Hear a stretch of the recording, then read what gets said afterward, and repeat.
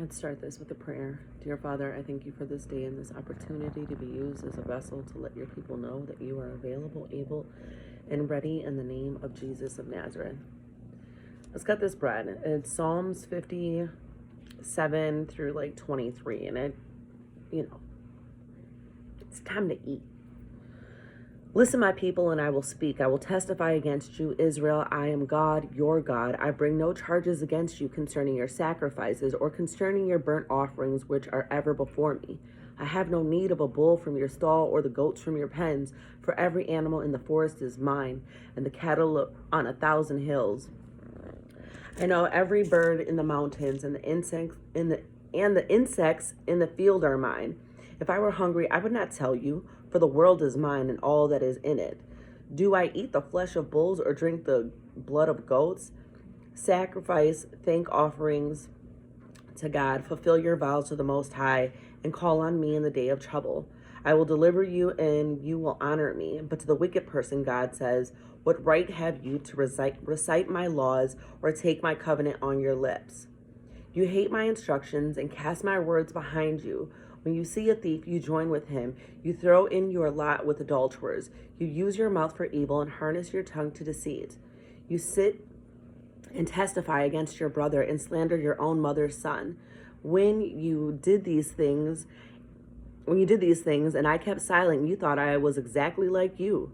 But I now arraign you and set my accusations before you. Consider this, you who forgot God, or I will tear you to pieces with no one to rescue you. Those who sacrifice thank offerings honor me, and to the blameless I will show my salvation. Listen, the world is his. He said the world is mine. Who could say that? Nobody. You know what I'm saying? Nobody can say the world is mine. But God is so good because he's like, all of this, these cattle, birds, the insects, from the highest point in the sky to the lowest point on the earth, they're mine. Everything is mine. Nothing escapes me. I'm the one who is in control of everything.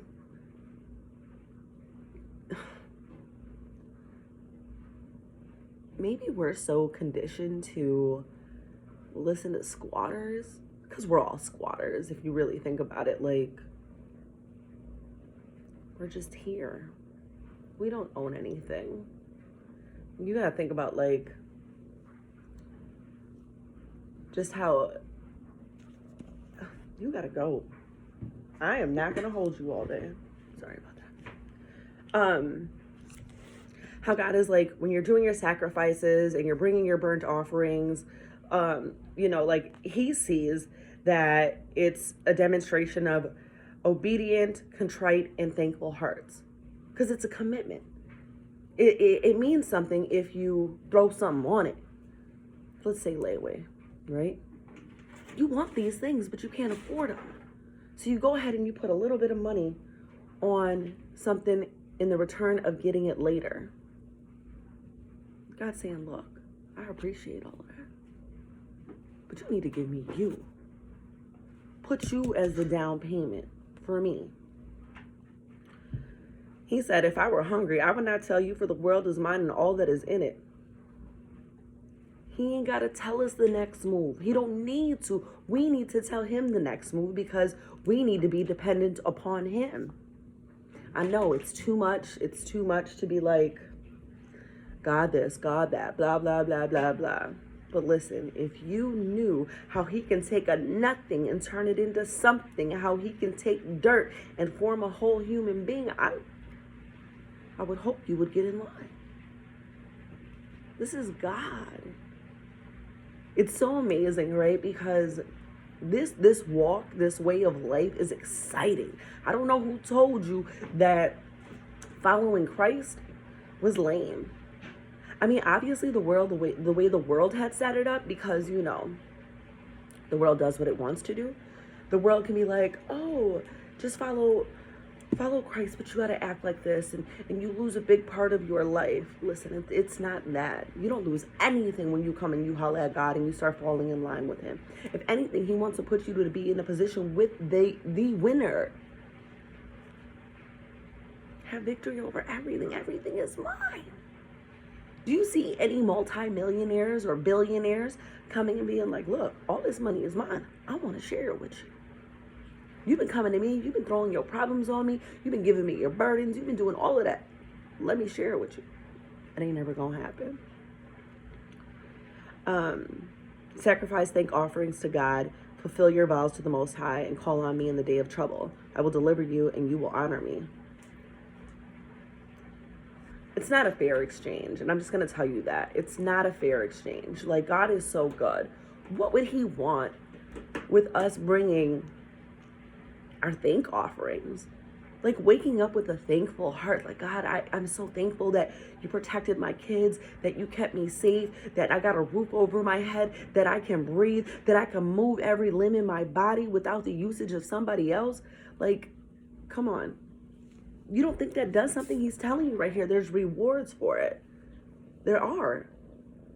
You just got to know that everything is his and he's here. But there is a disclaimer for the wicked.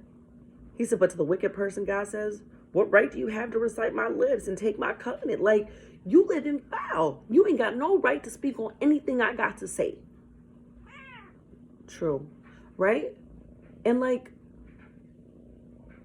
who does that? In this world, you can do whatever you want. You could say whatever you want. And if you get offended, you could try to cancel somebody. Not with God.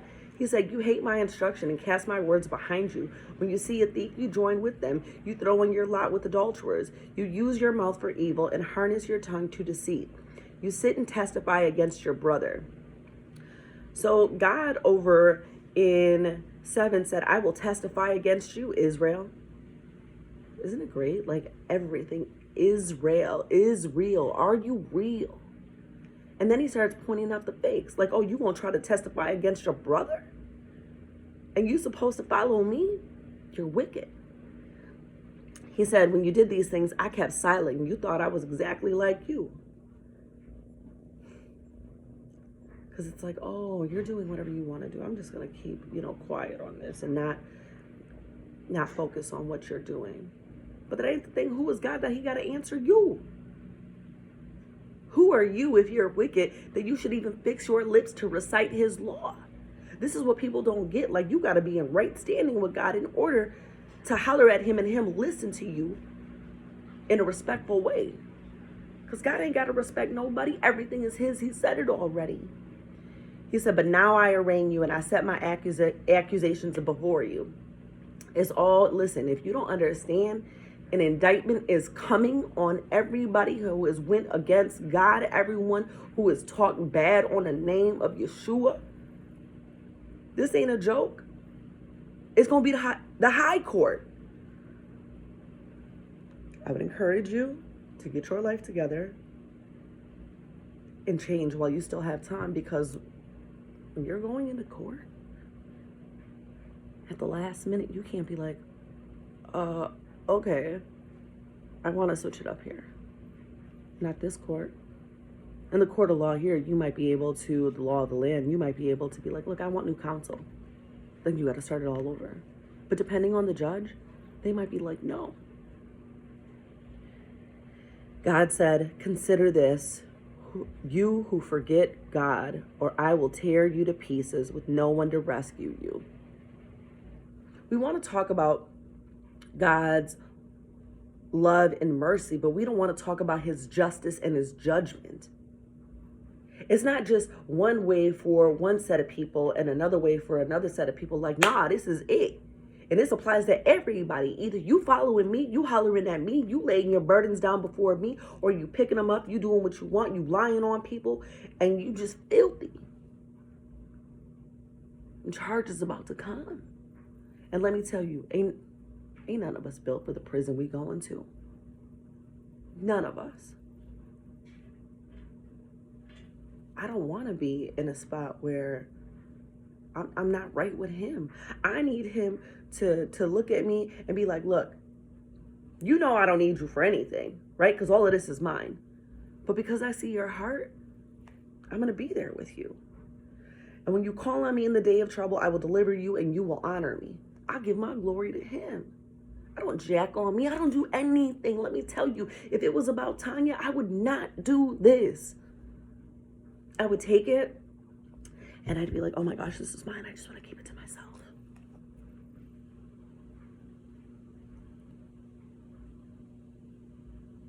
But that's not what he called me for. I wouldn't want to share him with anybody else, especially people who run their mouth about it. Because he already knows I don't like disrespect in any way, shape, or form. And I would imagine so that he doesn't either. I don't even have to imagine because it's written down. He doesn't like it.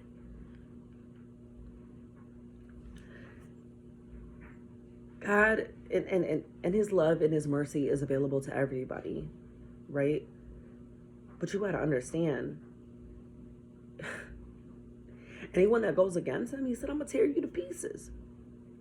And with no one to rescue you. Are you drowning right now? Are you sinking in all of the burdens and the weight of this world that is on your shoulders? Do you not want to be saved? Listen, if somebody's in the water and I throw out a lifesaver and you don't want to take it, what you want me to do? He's sending everybody anyway, all types of ways to get your attention, to be like, come holler at me. I know it's on you. You can't have it. You can't handle it. I know because I built you. Everything is mine. You mine. But you don't even want to see that you belong to me. And I'm where you get your salvation from. You don't think that's going to make him mad? I tried and I tried and I tried and I tried. You went against me. You fixed your lips to try to sit here and recite my words, and you had all of this stuff in you. You're not kingdom. Everything is done decently and in order when it comes to God. So it's not just God is love, but God, because God is, but it not to the world standards, right? Because the world would never give up a son for everybody. Never. But God being like, look, to you that follow me, that come and lay your burdens down before me, that offer me sacrifices of thanksgiving, I see that. And I respect that. And I'm going to honor that. And I'm going to be there whenever you call me. But to you that fix your lips and you run your mouth against me, your time is coming. You run your mouth against your brother, your time is coming. And I'm going to have no mercy, no love, nothing but justice and judgment because you're wrong. That's not me, that's God. He's not, he's not like the world where he can put a filter on and he's like, oh, I'm just like this. I'm going to show you only good angles. Nah. How I feed you the whole piece of meat and just be like, chew on a gristle. No. He wants more for you. He doesn't want to have to, you know what I'm saying, come down with his wrath, but it's going to happen. Get your minds right. Get your soul in order with him. This is God. He loves you and he desires to have a relationship with you. He desires to see you free. He desires to empower you with strength and courage and joy and peace and knowledge and wisdom and understanding. The world is his. Holler at God.